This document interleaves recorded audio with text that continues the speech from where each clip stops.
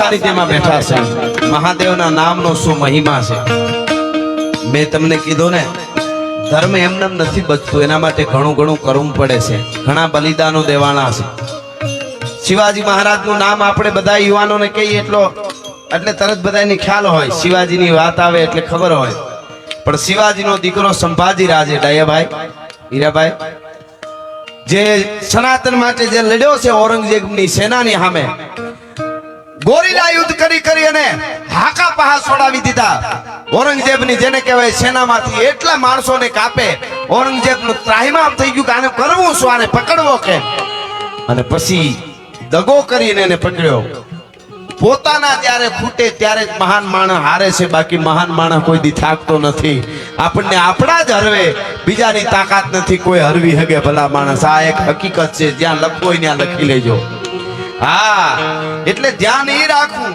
સારું કરવા નીકળશો એટલે બધી તકલીફોની શરૂઆત થાય હા બાકી કાંઈ ન થાય જે ઉજળા છે ઉજળા કપડા હોય ને આપણે આ કપડાને સારા કરવા માટે ધોવા પડે મેલા કરવાનો કોઈ પ્રોગ્રામ નહીં એની રીતે થાય બજારમાં હાવણા ખરીદવા પડે કચરો ખરીદવા ન જવું પડે એ તો ઘરે આવો એટલે તૈયાર હોય એમ સારું થવું હોય પોતાના ખૂટ્યા અને સંભાજી રાજે શિવાજીનો દીકરો એને ઔરંગઝેબની સેનાએ પકડી લીધો આખો પ્રસંગ નથી કરતો પણ શિવના સાનિધ્યમાં મળ્યા હોય તો મારે એકાદ વાત યુવાનોને કેવી જોઈએ કે ધર્મના માટે શું શું બન્યું છે અને એની તાકાત શું છે શિવના નામનો શું મહિમા છે અને ઔરંગઝેબની તંબુમાં પોતે ઔરંગઝેબ બેઠો છે અને ન્યા લઈને આવતા હતા હાંકળેથી બાંધ્યા હતા કવિરાજને અને બેયને કવિઓ અને કલાકારોની પણ મોટી જવાબદારી છે ગમે એવી વાતો ન કરી નખાય ગમે એવા ગીત ન ગાઈ નાખાય સારું લગાડવા સારું થઈ ધર્મને આંચ ન આવે એવું જ બોલાય એવું જ ગવાય એટલે કહું છું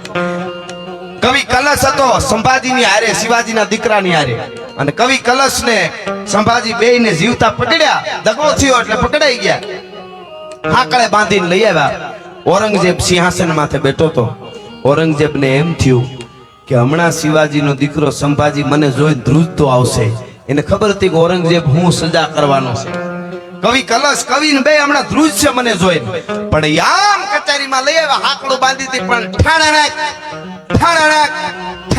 હાવ જ ભૂયા આવતા હોય પંજા નાખતો ગાવ્યો સિંહ ડાલામાં તો કાળ જાળ જાટાળો હાલિયો દેતો ડુંગરા ડણક આન હાથિયા મૃગરા ઝુંડ હાલિયા પૃથ્વીરા માથે લાગિયા કેતારા કેતા કરે ના પાણા કુંડાને ફૂફરી લેટાળો અતિ ક્રોધ વાળો ઈ કેરીની ફાટ જેવી આંખ્યું અને કચેરીમાં આવ્યો શિવાજીનો દીકરો ઈ વાંકડિયું મૂછડિયું औरंगजेब कहवा मिले उसको बोलो मैं औरंगजेब हूँ मुझसे वो डरते क्यों नहीं है मैं उसका क्या हाल करूंगा उसको पता नहीं है उसको बोलो मुझसे डरते क्यों नहीं એને એમ કે મને જોઈને ધ્રુજતા છે બહુ રાડું નાખવા માંડ્યું ને ત્યારે કોકે કીધું औरंगजेब જહાપના आप बैठे रहिए वो शिवाजी का बेटा है कि तो क्या है मुझे देखकर अच्छे अच्छे थरथराने लगते हैं મને જોઈને હારા હારા ધ્રુજવા માંડે તો આમ મુશ્કરી હાકડું બાંધી હતી હાથમાં આમ મુશ્કરીને સંભાજે શિવાજીનો દીકરો એમ બોલ્યો औरंगजेब તું નહીં તારો બાપ જહાંગીર તારો બાપ શાહજહાં औरंगजेब તું તારો બાપ શાહજહાં એનો બાપ જહાંગીર એનો બાપ અકબર એનો બાપ હુમાયુન એનો બાપ બાબર આવે તોય શિવાજીનો દીકરો નો ધ્રુજે તારે જ્યાં ખીલા ધરબી હોય ને ધરબી દે મને ફેર ન પડે મર્દ શીશ પર નવે મર્દ બોલી પહેચાને મર્દ ખિલાવે ખાઈ મર્દ ચિંતા નહીં માને આવા મર્દો ભેળા બેહજો રાકાવની પાસે બેહતાય નહીં ખોટા ક્યાંય નહીં રહેવા દે ધર્મને ભૂલાડી દે હા નેકરી કાંઈ ખાલી લાગી ગપ્પા દે કોઈ ઉભા મૂળની એમ ન લાગે પણ જે હાથે આર પાર ઉતરી ગયા છે અને પછી મિત્રો મારે ટૂંકમાં કેવું છે હો આપને પછી સંભાજી રાજે ને ઉપર જે ઓહો ત્રાસ આપ્યો છે એને એને કીધું કે મહાદેવનું નામ છોડી દે શિવના નામ અહીં કપિલેશ્વર મહાદેવના સાનિધ્યમાં મળ્યા છે અહીં ભાગવતાનંદ બાપુજીના એક દિવ્ય ચેતના અહીંયા કઈ કામ કરે છે આ ભૂમિમાં બરોબર એટલે હું આ વાત કરું છું મહાદેવનું હર હર મહાદેવ કહેવાનું સંભાજી છોડી દે અને અમારો ધર્મ અપનાવી લે औरंगजेब કે નહીતર તને બહુ દંડ દેવામાં આવશે ખરા ભયંકર કે તમારે જે કરવું હોય કરો અને કહેવાય છે કે હળગતા હરિયા દગાવી લાલ કરીને આંખોમાં નાખ્યા કલ્પના લાગે કોકને હકીકત બનેલી વાત છે અને પછી કીધું કે હવે આ મહાદેવ બોલ લે, તોય કહેતો તો મહાદેવ હર મહાદેવ હર. આખી વાત તો કરું તો મિત્રો કંપારી ઉઠે, તમે વાંચો તો ખબર પડે. પણ એને જેલમાં નાખ્યો, કાયમ હવારમાં જાય, આટલી આટલી આંગળી કાપે. આ બનેલી ઘટના છે હો. ધર્મ માટે શું શું થયું ત્યારે હું તમે આજે આ ઉત્સવ ઉજવી શકી છે. આંગળીઓ કાપી, પછી કીધું છોડી દે, તારો ધર્મ અમારો ધર્મ અપનાવી લે. તો કેતો તો મહાદેવ હર. બીજી વાત નહીં, આંખો ફૂટી ગઈ હતી. કાયમ આવીને બીજી આંગળી કાપે, ત્રીજી આંગળી કાપે, હાથ કાપે, પગની આંગળીઓ કાપે. જીવતા નખ કાઢ્યા હતા પેલા, પછી આંગળીઓ કાપી, પછી જીવતા ચામડા આમ ઉતારે થોડા થોડા. અને કહેવાય છે કે 42 દિવસ સુધી શરીરમાં થોડું થોડું શરીરમાં કાપતા ગયા. અને છેલ્લે ગળું કાપ્યું ને, એ ગળું કપાતા સુધી મહાદેવ હર સિવાય બીજું નામ ન બોલ્યો કે તારે જે કરવું હોય કર, બાકી મારો ધર્મ ન છોડું. અને મિત્રો કહેવાય છે 42 દિવસે મૃત્યુ પામ્યો, વીરગતિ પામ્યો. એ શિવાજીનો દીકરો સંભાજી રાજે તો એ ઔરંગઝેબ હેઠો બેહી અને રોયો તો, આમ માથું પછાડીને એટલું બોલ્યો તો, એ સંભાજી તું કઈ માટીનો છો? અને ઔરંગઝેબ એમ બોલ્યો કે તારા જેવો જો મારે ખાલી એક દીકરો હોય ને તો હું દુનિયા માથે રાજ કરું, પણ શું કરું, મારે તાકાત નથી. આ તો હિન્દુસ્તાનની માટીમાં જ આવા પુરુષો પાકે છે, ત્યારે ધર્મ બચે છે.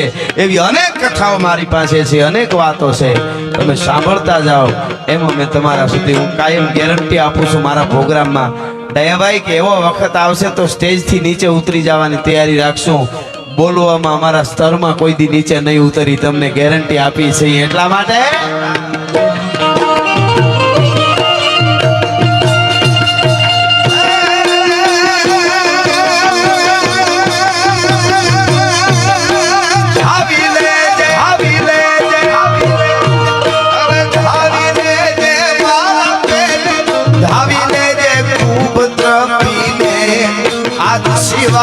બેટા ખૂબ રહેશે નહીં રણ લોડા ખાવા શિવાજીને નીંદ માતા દીજા ભાઈ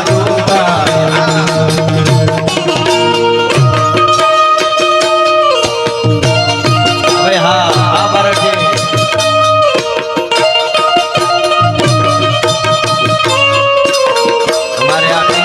જુવાન એની એક ફરમાઈશ છે, હું લઈ લઉં.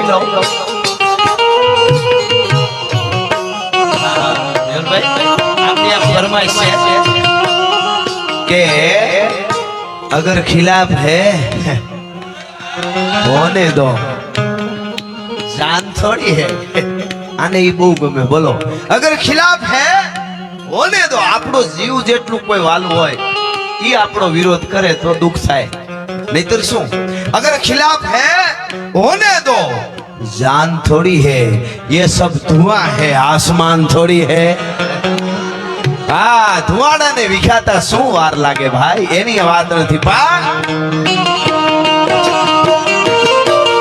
ધાવી લેજે મારા બાપ, ધાવી લેજે ખૂબ દ્રપીને, આજ શિવા બેટા ખૂબ દ્રપીને નહીં રણ ગેલુડા ખાવા મુઠી ધાન દીવેલા.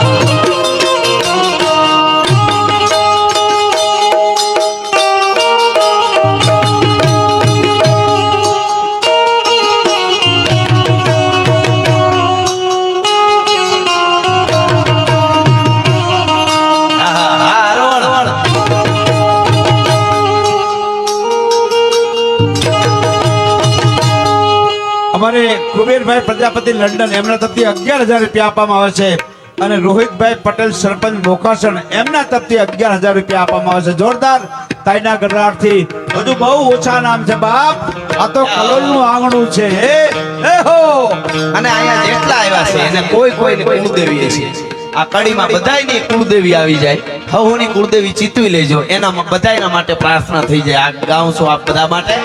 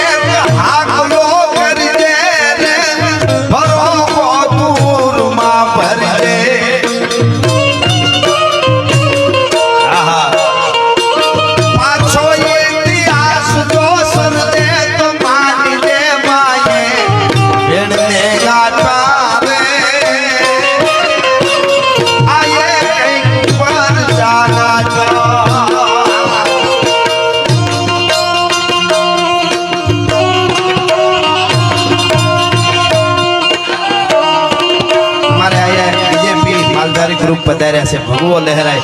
આમ તો મેં ગાઈ નાખ્યું એકવાર, તમે કદાચ મોડા આવ્યા હશો તો પાછું જોઈએ એકાદું આગળ જતા લઈ જઈશું. આહા, સ્વાગતમ.